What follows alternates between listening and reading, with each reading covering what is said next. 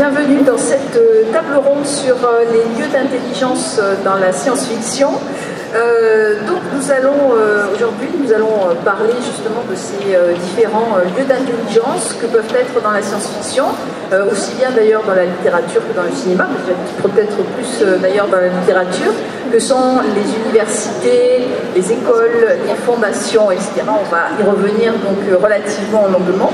Alors pour cette table ronde, nous avons donc un certain nombre de participants.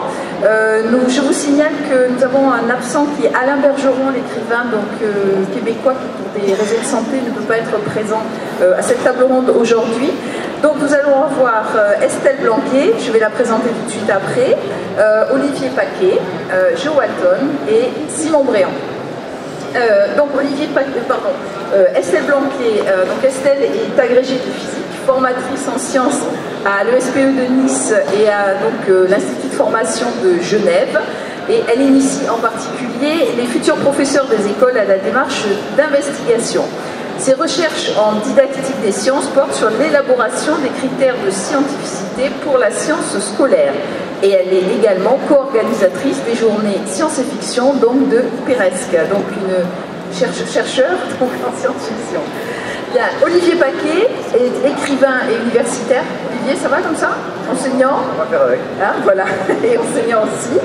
Donc grâce à Richard Canal, il a publié son premier texte dans la revue Galaxy et il continuera d'y publier des nouvelles jusqu'à l'obtention du Grand Prix de l'Imaginaire pour Synesthésie en 2003.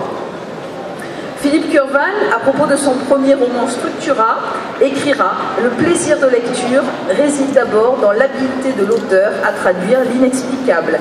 Il présente donc une science-fiction très imagée, mêlant culture européenne et politique. » Ensuite, donc, Jo Walton, que vous avez peut-être déjà rencontré dans les différentes tables rondes. Alors, Jo Walton est donc écrivaine du Royaume-Uni.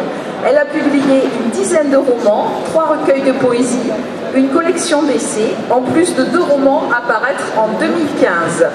Elle a rencontré le John Campbell Award dans la catégorie meilleur nouvel auteur en 2002, le World Fantasy Award en 2004, ainsi que les prix Hugo et les prix Nebula en 2012 pour Among Others. Originaire du Pays de Galles, elle vit désormais à Montréal pour la qualité de la nourriture et de la littérature, c'est elle qui le dit. Et enfin, Simon Bréant. Donc Simon Bréant est maître de conférences en littérature française à l'université Sorbonne Paris 4 et un grand spécialiste de la littérature de science-fiction française. Il a publié en 2012 La science-fiction en France, théorie et histoire d'une littérature. Il est également secrétaire de rédaction de la revue en ligne Res Futurae, dont je vous recommande fortement la lecture des articles, revue qu'il a fondée avec Irène Langlais, et il s'est très récemment illustré dans l'écriture d'une nouvelle. Alors Simon, je ne sais pas si on peut parler de science-fiction ou fantastique, puisque c'est une histoire de vampire dans la science-fiction. Le recueil s'appelle Vampire à contre-emploi. Voilà, donc nous allons commencer maintenant cette table ronde avec justement peut-être une première question à nos participants sur la science-fiction. On va proposer souvent des lieux de diffusion du savoir ou des lieux de formation spécifiques, stratégiques ou idéologiques. Je pense par exemple à l'Institut ou à la Fondation de la psychohistoire, donc dans le cycle de fondation chez Asimov, ou encore une école de guerre spatiale chez Card, ou encore les institutions par exemple de chronique au pays des mers donc de Elisabeth von Arbour.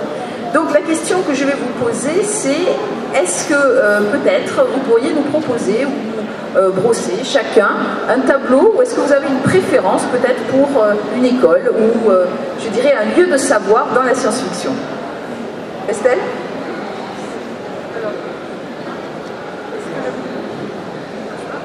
Ça y est? Allô? Non. Oui, puisque j'ai l'occasion de parler d'une école en science-fiction, moi, une école qui me plaît beaucoup, c'est l'école de Space Cadet de Robert Heinlein. Alors, pourquoi? Pour une raison assez simple, c'est que c'est une école qui est relativement exigeante.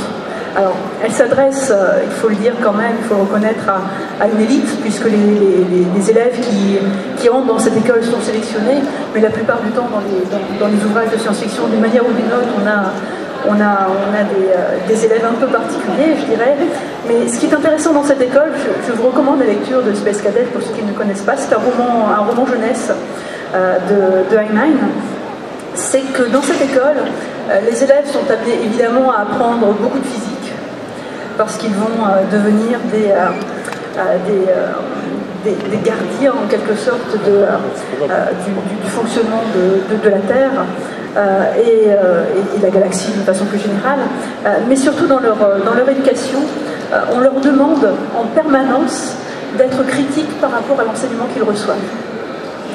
Et ça, on trouve ça très rarement dans les univers de formation, d'apprentissage en science-fiction, des écoles où on exige quasiment des élèves qu'ils soient capables de réfléchir sur les valeurs qui fondent l'éducation qu'ils reçoivent elle-même. Et voilà, c'est un peu cette image d'une éducation qui réfléchit sur elle-même, qui impose à ses élèves de réfléchir sur la façon dont on leur apprend les choses, que je trouve assez fascinante. Justement, on reviendra sur cette notion-là parce qu'on se rendra peut-être compte que dans la science-fiction, les lieux de savoir sont peut-être aussi et avant tout des lieux de critique ou des lieux d'émergence, on va dire, d'une certaine singularité. Olivier ? Oui, sur les différentes écoles ou universités. Je vais dire quelle école je préfère, par exemple, c'était la première question. Donc je vais dire la mienne, parce que sur le sujet, j'ai créé à travers les métiers une école université, un vaisseau université. Et justement, parler des rebelles, c'est une université qui finalement, dans un univers qui est constitué essentiellement d'humains, il y a juste une race d'extraterrestres, c'est une université qui crée des extraterrestres. C'est-à-dire qu'on prend des individus, c'est cette société qui s'appelle l'expansion, donc chaque planète a une sorte de culture de type indien, ou de culture austro-hongroise, ou autre chose, mais il y a une sorte de conditionnement culturel, on programme les enfants pour qu'ils aient intuitivement, inconsciemment les principes de ces cultures, mais sauf que sur ces planètes, il y a toujours des individus, des enfants, des adolescents qui sont un peu différents. Et donc l'idée de cette université, c'est de collecter ces individus différents, qui sont justement en dehors, qui échappent à ce conditionnement, pour les emmener dans l'espace, pour qu'ils apprennent à être universels, de certaine manière. L'idée, c'est donc ils quittent leur culture, ils vont se départiculariser d'une certaine manière, et en se départicularisant, en atteignant une sorte d'universel, ils pourront aussi, plus tard, soit vivre dans l'espace, ou même se réimplanter sur une planète, parce que comme ils sont devenus, d'une certaine manière, universels, ils peuvent être bien dans n'importe quelle culture. Donc l'idée, il y a un aspect très européen dans cette conception des écoles, de cet universalisme, c'est très même français, comme le modèle que j'ai utilisé, je ne peux pas le cacher, c'est un peu ce que j'ai vécu dans ma propre formation quand j'étais à Sciences Po. Donc d'avoir un accès à des tas de domaines et d'avoir une vision large des problèmes, globale des problèmes et pas particulière ou particulariste. Donc j'essaie de transférer ça dans l'espace, c'est le modèle que j'ai voulu transmettre à travers le Medkin, même si toute la trilogie, c'est aussi une remise en cause de ce modèle, qu'en fait, ce modèle pose aussi ses propres problèmes. Toute la trilogie montre que ce modèle a des limites. Olivier, pour le public, donc c'est la trilogie du Medkin. Voilà. Donc tu as écrit... Voilà, donc justement j'interroge cette question aussi de la place de cette université spatiale à l'intérieur d'un monde qui est en train de se modifier à partir du moment où il y a l'invention de la communication instantanée, donc d'un accès instantané à des flux de communication, et donc de la pression que l'on a, que nos cultures ont et que l'intelligence à travers l'université ont face à l'extérieur. Donc tout d'un coup l'extérieur arrive et que ça modifie les équilibres. Moi j'aime beaucoup cette idée du vaisseau université. Bon évidemment on en est encore très loin ici, mais bon c'est peut-être... vaisseau école. Voilà, une belle... non mais vaisseau université c'est une belle image je trouve. Joe Walton, est-ce que vous pourriez nous dire si vous avez une image justement pour vous particulière d'une école ou d'une université dans la science-fiction?